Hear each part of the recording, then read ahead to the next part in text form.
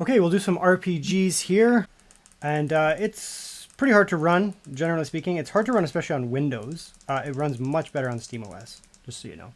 I've already proven that. A lot less traversal stutter than that in Windows. So we can see here, we're just at native. Yeah, see, it's just that texture, just that texture resolution. Character model is up. Something like that. Let's see now. Holy, that was such a massive increase. What the hell? Because that was on Ultra. That was like a doubling the frame rate kind of thing. I didn't realize it was such an impact. Okay, so let's go medium. We can turn that up to high then. Shadows up to high again. Fog up to high. Okay, so now we're at high or medium where we can. Nothing on low.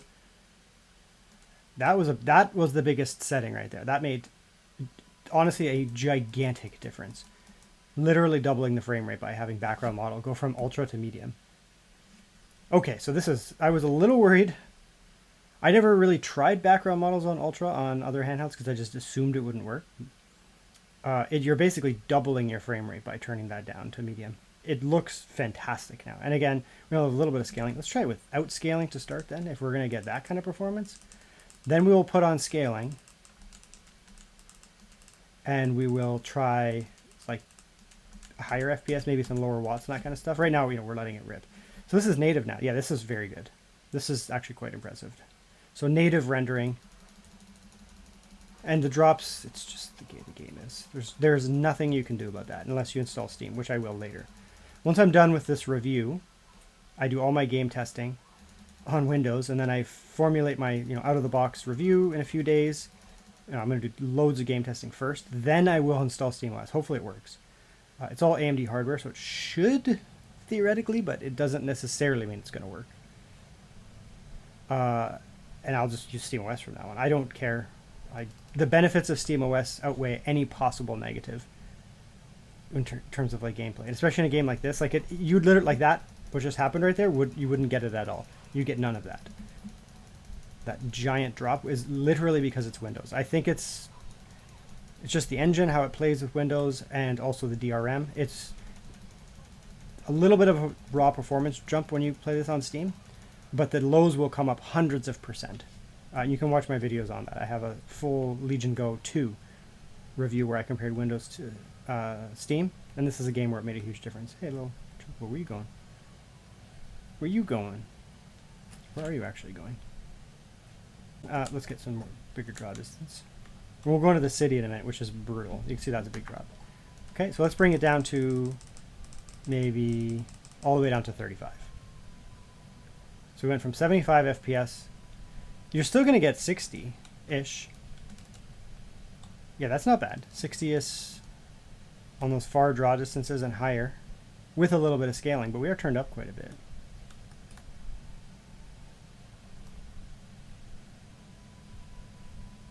Little chokes, little coconut chokes on his bum.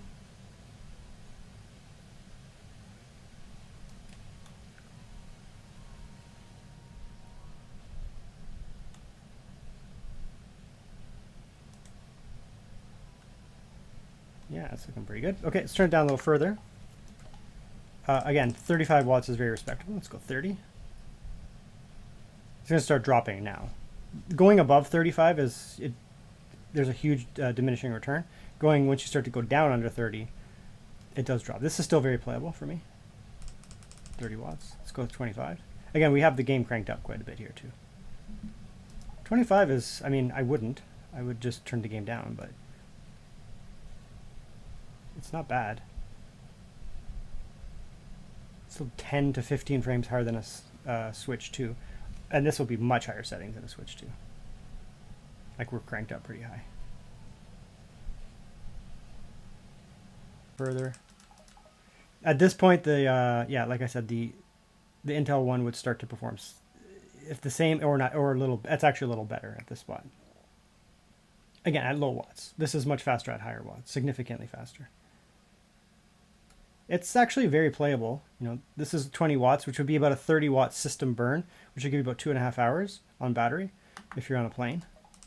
I've already confirmed and tested that the system itself uses around 10 watts before you factor in the TGP. So once you do your TGP slider, just throw 10 watts on top, approximately, and that's what you'll get. So if 15 watts is actually viable, this will give you, 3 hours of gameplay. It's a little low. You could probably turn up the scaling in that, but again, this handheld will struggle in AAA titles, modern AAA titles at 15 watts, whereas the Intel one will not. But you can give it 20 and you get a huge jump in performance, right? Like truly a massive increase in performance, 50%. Medium, high, medium, high. So that same kind of mix, and this is native again. We should go back up to. Yeah, see the water is tough to run too, right? It's a hard to run game. We'll come over to calm here, where it's nice and calm, and watch the FPS just implode. This is the one area where if you have SteamOS, it will be more noticeable than probably any other spot. So let's turn this up to really high watts for a moment. We have that same setting as before, kind of a mixed bag again.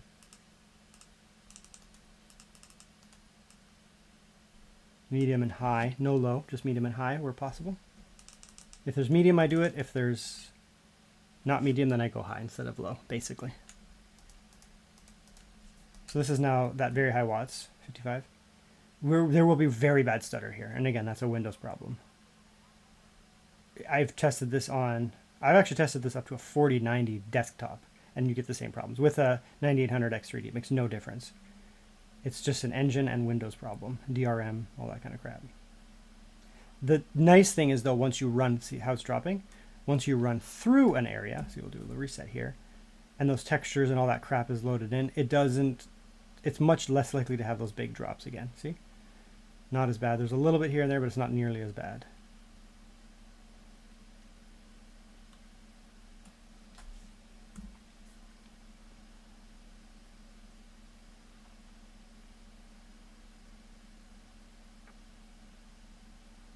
So if this is a big game for you, maybe install SteamOS.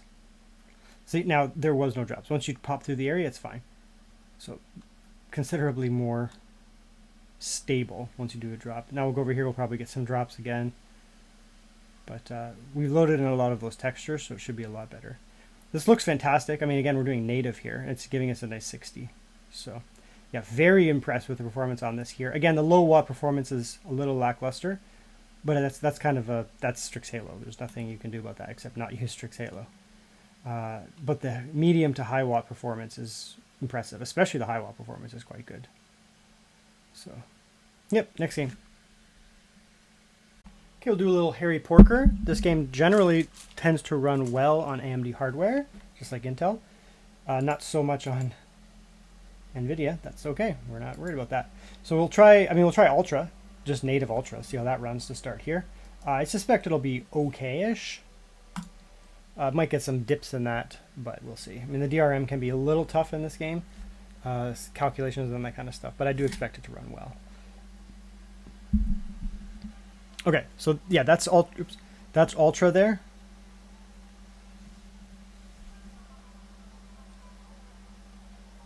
And again, native, we're at 55 watts, the high watt option. Do a quick little run through here. Get that like traversal stutter crap cleared out. There we go. Let's see. Again, this is maxed out at 1200p. It's okay. I mean, for Ultra, it's quite good, to be honest. To be quite honest. Not hitting 60, but it's pretty close.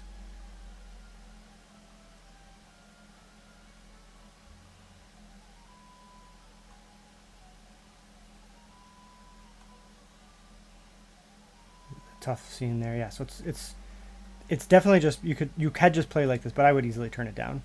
I play this game primarily on my Xbox actually, more than my PS5. But both of them have a balance mode that runs between 45 and 50, balances fidelity and quality. That's usually actually how I play this game. I'm much further than that, obviously. So we could go with Ultra, but before turning down the game, we'll just throw in a little bit of scaling here. I don't think this game has FSR 4. It does not. So we're not going to use FSR at all. We're actually going to just go to XeSS, which is just a significantly better algorithm than FSR 3.1. You can use balance. Will look just fine, honestly. You won't get any shimmer, any of that kind of crap. You're not going to get like line issues with XeSS. You don't get the performance boost that you would get on Intel hardware running XeSS, but it's still going to be, you're going to be able to use a lot more of it without having it look like crap. So you can see here with XeSS on balance, we're still in Ultra with balanced XeSS, which you won't be able to really tell XeSS is on, and it's running well. And you can see, the lines up here are nice and stable. No shimmer, because again, it's XeSS. I highly recommend you do not use FSR unless it is FSR 4. I recommend you use XeSS. So if you have your hierarchy, FSR 4, you can definitely use it. You can actually still use XeSS, to be honest. But just don't use FSR 3.1 unless there is no XeSS. But in those cases, I mean, typically this thing should hopefully be powerful enough that you don't need too much scaling anyways.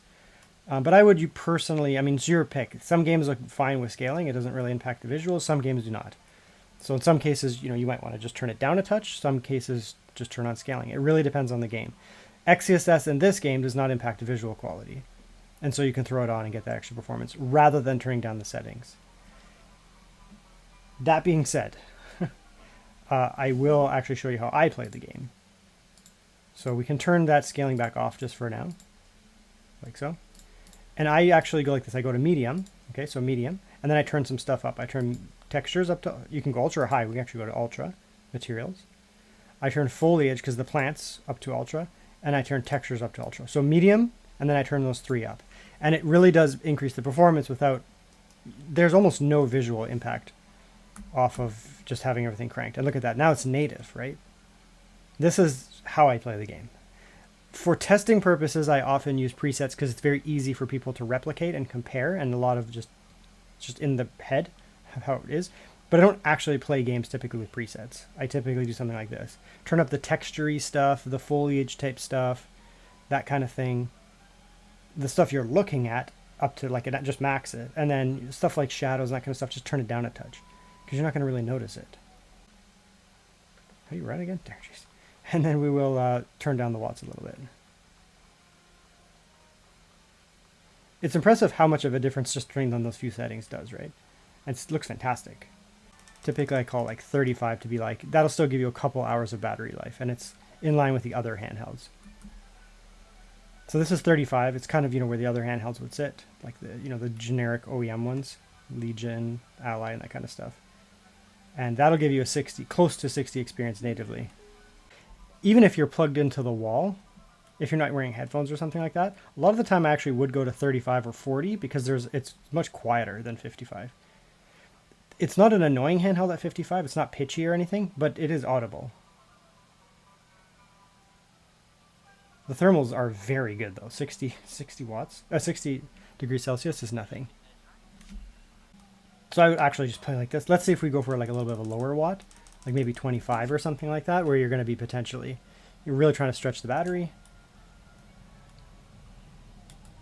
Yeah, it's a pretty big drop, but again, we're native and we're at 45. Now we'll throw in a little bit of scaling and see if we can push it up to, a good 60-ish. Again, I'm fine with this game at 45-ish. So we'll come over here, throw in a little bit of scaling, and hopefully that gets us up to good performance. So we'll go XeSS, balanced. I don't normally go above that. You can use performance, but it's starting to push it. So at 1080p or 1200p, whatever. Yeah, so that got us up to a really very playable frame rate on these low watts. Again, this is the point where Intel starts to take off. So if you are the type who's going to be, always gaming on low watts, really pushing for battery, the ONEXPLAYER 3 is going to give you that battery life on low watts, and this one here is going to give you the much higher peak performance than the Intel. Okay, let's play some Oblivion. Yeah, so this is really good. I mean, high watts, but again, we're on high with screen space reflections and native, no scaling, it's really good. You know, this is kind of, I have a Legion Go S where I've been playing this primarily, which runs it fine, but I mean, you know, I'm getting like 50-ish, maybe 60 in some areas in this game, but it's nowhere near as high settings, like not even close. I'd be on like low type thing, definitely not high. So what I do like this game to be, I mean, it is a lovely game. So what I typically do is actually go back, I go to high here, sometimes even medium, and I actually play with the settings. This is typically what I do. So I go like that, medium. I will actually turn up view distance quality, because this is a game where you're looking over large areas, so I'll turn that up to ultra. Foliage, I like foliage to be turned way up, it looks good. Shadows, I'm fine with medium. In some games this is a problem, but in here I found no issues with illumination on medium. Textures, like you'll be able to notice the textures, turn that up. Reflections look fine on medium, and so does like all these all look fine on medium. I typically do actually turn up cloth too, so you can see that. So it's a mixed bag, right? Medium and ultra is pretty sweet, to be honest. So you'll get a performance hit from those things that are on ultra, but you'll also get a performance benefit from having those things on medium, and it looks basically exactly the same. Anything that you're going to be looking at, all these textures, the foliage, all that kind of stuff is still going to look really good. Characters, it's going to look fantastic in this regards. The shadows still look good. Like you can see the guy's shadow doesn't look weird. Even over grass and that, it looks great. So this is really how you want to play it, in my opinion. Now we don't have any scaling on. We can try a little bit of that. I'm not going to go that. I'll go quality. I don't want very much FSR3. It'll look bad. So just a little bit of scaling. Not enough to cause visual problems. It looks nice and clean. And Framegen is fine. And we'll be well above 60 FPS, or about 60 FPS as our basis, at which point I'm okay with Framegen. If you know me, I will not use Framegen unless I'm at least 45 FPS, minimum. What is that? Typically, I want to be even higher than 45. I want to be closer to 60, because then it'll feel fluid.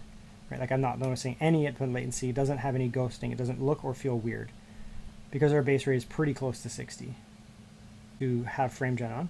So we'll just leave that FSR. Pretty big drop, but we're still doing okay. Now let's play with some watts here. Let's go all the way down to 35, the kind of the traditional handheld wattage. And I do suspect it will run just fine. Essentially 60.